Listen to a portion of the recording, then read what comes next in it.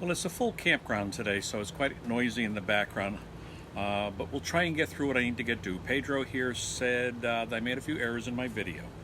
He wanted to tell you that the frizzled chicken is not a pay for what you eat, it's order from a menu. Like a traditional restaurant, it's a menu restaurant. He says they do not weigh you when you enter, you eat all you want, and then they weigh you when you leave and you pay for your weight gain. It is a menu ordering. He wanted me to tell you that Cheddar's had some of the best pork chops he ever had, even though he's a kind of partial to Mexican food. The Stampede, he encouraged you to bring your own utensils. It is Cornish hen. If you don't bring your own utensils, you will be eating your meal with your hands. And file, the Wild Bear Inn has takeout boxes. So if you still want the Black Forest cake, order your main entrees, your appetizers, remember the potato pancakes, and just take half your entree home and have it for lunch the next day.